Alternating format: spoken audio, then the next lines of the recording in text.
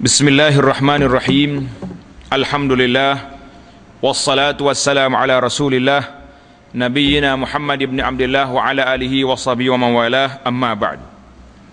Sambungan pelajaran kita dalam kitab Al-Kabair, kitab dosa-dosa besar, iaitulah Al-Kabiratu Ats-Tsaminah, uququl walidaini. Dosa besar yang ke-8, derhaka kepada dua ibu bapa.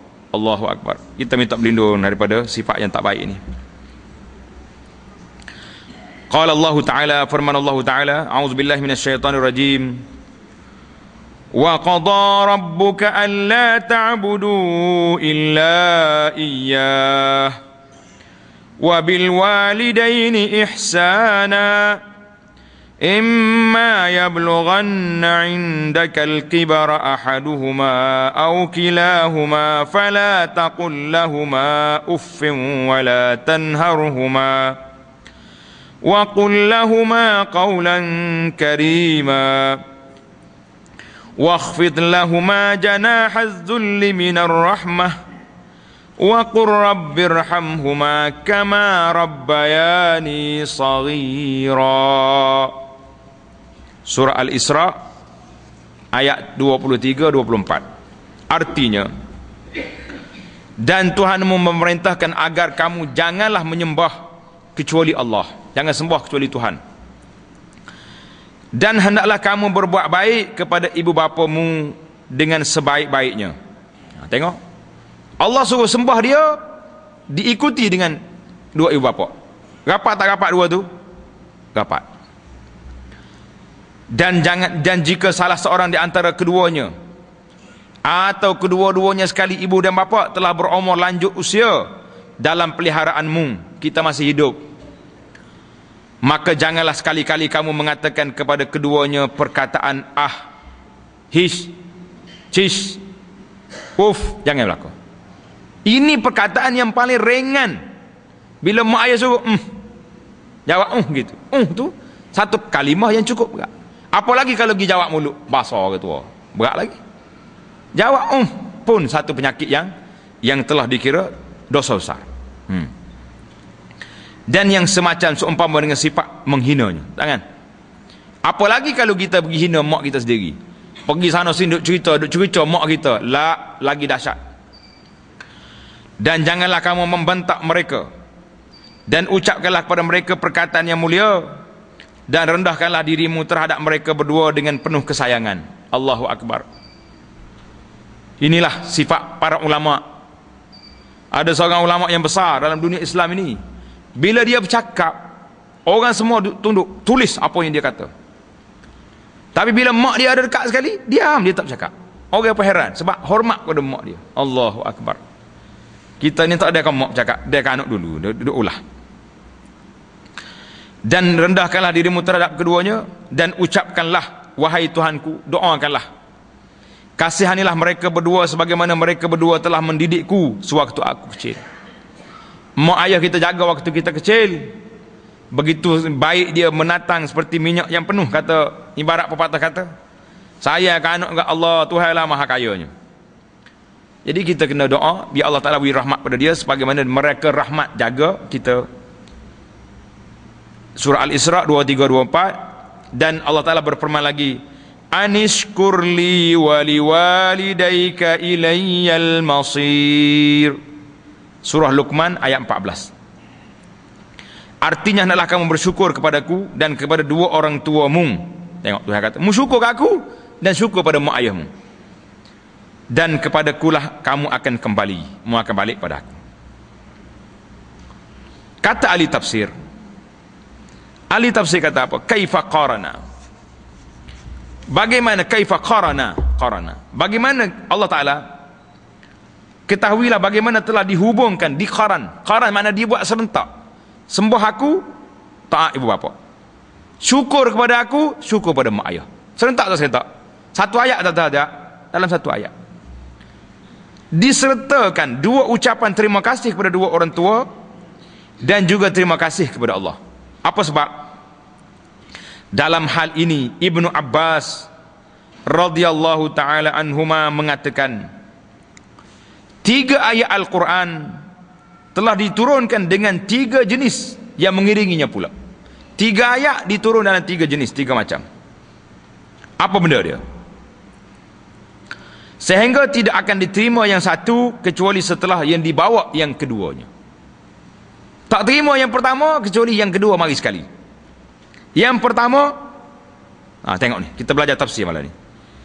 Qauluhu ta'ala, ati'ullaha wa ati'ur rasul.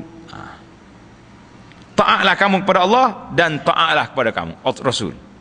Jadi kalau kita kata aku ni nak pakai Tuhan ya, Quran saja nak pakai, hadis tak mau, la, orang ni tidak beriman. Tak cukup syarat, mesti buat dua-dua, Quran, Allah, Rasul. Surah An-Nisa ayat 59. Ini bererti bahawa orang yang taat kepada ajaran Allah, Quran, tetapi tidak mau taat kepada ajaran Rasulullah sallallahu alaihi wasallam, maka yang demikian tidak boleh diterima. Orang ini tidak Islam lagi.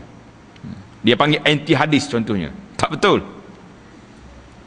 Ayat yang kedua, wa aqimus salata wa atuz zakah. Dirikanlah salat dan keluarkanlah zakat.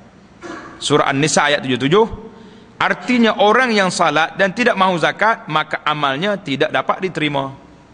Aku semaya okey, tapi dalam bab zakat KO. Sebab apa lagi zakat? Kita sudah bayar lembaga hasil dan negeri, zakat buat apa lagi? Nah, orang ni tak boleh. Salat dia tak cukup. Ayat yang ketiga, anishkurli wali walidaika. Hendaklah kamu syukur kepada aku dan kepada ibu bapamu. Surah Luqman ini. Artinya orang yang bersyukur kepada Allah dan tidak mau bersyukur kepada kedua orang tuanya, maka amalannya tidak diterima. Jadi masalah riwayat Ibnu Abbas ini ana cari melalui Maktabah Syamilah, letih tak jumpa. Yang adanya dinukil oleh Ibnu Hajar dalam kitab Az-Zawajir dan juga dalam kitab Ghizalul Albab. Jadi kita tengok lagi lah dalam tafsir-tafsir lain tentang tafsir ayat ni sebagaimana dinukil pada Ibnu Abbas. Kerana itulah Nabi sallallahu alaihi wasallam bersabda, ridallah fi ridal walidaini wa sakhatullah fi sakhatil walidaini. Artinya Allah reda dengan keredaan dua ibu bapa. Dua ibu bapa kita reda, Tuhan pun reda. Dan kemurkaan Allah kerana kemurkaan dua ibu bapa. Ibu bapa yang baiklah ni, yang ibu bapa pun taat juga. Kalau ibu bapa tak reda kepada anak dia kerana hal-hal dunia, ini tak masuk dalam bab kita cerita nanti, mungkin di akhir nanti, tentang bagaimana cara-cara orang derhaka ni. Hadis ni diriwayat oleh Imam At-Tirmizi. Kata Imam Al-Munziri, rawat Tirmizi, hadis ini diriwayat oleh Imam At-Tirmizi wa rajjaha waqfuhu, dan dia mentarjihkan bahawa hadis ini mauquf, tidak mari daripada Nabi sallallahu alaihi wasallam. Imam Tirmizi dia kata, baik, ada riwayat Imam Tirmizi, kata Al-Munziri sedemikian. Jadi kita cari tak jumpa tu. Daripada Ibnu Umar, hadis lain pula, radhiyallahu anhuma, mengatakan, bukan Ibnu Umar, Ibnu Amrin, wa an ibni Amrin, daripada Ibnu Amr. Katanya seorang laki-laki datang meminta izin kepada Nabi sallallahu alaihi wasallam untuk pergi berjihad bersama dengan Nabi sallallahu alaihi wasallam. Dia kata, ya Rasulullah, saya nak pergi berjihad. Lalu Nabi sallallahu alaihi wasallam bertanya, afi walidak, adakah kamu ada dua mak bapak? Ada dua ayah, mak ayah? Qala na'am, saya ada lagi mak ayah. Nabi kata apa? Fa fihi ma fajahid. Tengok ni. Apakah kedua orang itu masih hidup? Orang itu jawab, ya. Nabi kata, fa fihi ma fajahid, berbaktilah kamu kepada dua orang tuamu dan berjihadlah, berjuanglah kamu di jalan Allah. Allahu Akbar. Dia kena khidmat pada orang tua dia dan dia berjihad. Ataupun kalau mak ayah dia memang tak ada orang nak ambil kira, semua orang lain tak ada dah, anak dia hak ni lah. Maka anak dia berjihadlah, jaga dua orang tua ni daripada dia pergi berjihad, keluar pergi perang dengan orang kafir. Hadis ini diriwayatkan oleh Imam Bukhari dan Muslim. Tanda hadis Ibnu Amr ini hadis yang sahih, iaitulah Nabi kita bagi arahan kepada sahabat ini supaya pergi berjihad dengan siapa? Dengan mak ayah dia. Jaga. Lalu perhatikanlah bagaimana keutamaan taat pada dua orang tua dan berbuat baik dengannya serta membantunya daripada pergi berjihad. Dalam hadis yang sahih disebutkan bahawa Nabi sallallahu alaihi wasallam bersabda, ala unabbiukum bi akbaril kabair al isyraku billah wa uququl walidain. Mahukah aku tunjukkan padamu dosa-dosa yang paling besar? Nabi kata iaitulah syirik, menyekutukan Allah. Ini besar sekali, syirik. Dan derhaka kepada dua ibu bapa. Hadis itu panjanglah, kita baca dah di awal dulu. Ijtanibu sab'al mubiqat, apa ni? Pun ada lagi. Maka perhatikanlah hubungan antara berbuat jahat pada kedua orang tua dengan orang yang berbuat syirik kepada Allah, sama-sama dosa besar. Ayat Quran tadi kembar juga. Dalam hadis ni kembar. Syirik dengan derhaka ibu bapa. Juga sabda Nabi sallallahu alaihi wasallam, la yadkhulul jannata aqun wala mannanun wala mudminu khamrin. Artinya tidak akan masuk syurga. Kalau tak boleh masuk syurga, dia masuk apa? Mafhum mukhalafahnya masuk neraka lah jawabnya, wal iyazubillah. Siapa? Orang yang derhaka kepada dua orang tuanya. Allahu akbar. Dan mannan, orang yang mengungkit-ungkit pemberian. Tu aku bui tu. Sombong hak saya belaka bagi ungkit. Orang ni tak masuk syurga. Kalau nak bagi derma kepada orang, nak bantu orang, bantu betul-betul lillahi ta'ala, jangan duk mengungkit. Sekarang ni ramai tak ramai orang yang pengungkit? Ramai. Saya lah dulu tu, belaka tu, duk main saya semacam, seolah-olah orang lain tu tak ada. Dan ia orang yang ketagih minum arak. Peminum arak, pemabuk arak ni, ketagih arak ni, orang mengungkit, orang yang derhaka ibu bapa, orang ni tak masuk syurga. Hadis ini diriwayat oleh Imam An-Nasa'i dengan sanad yang sahih.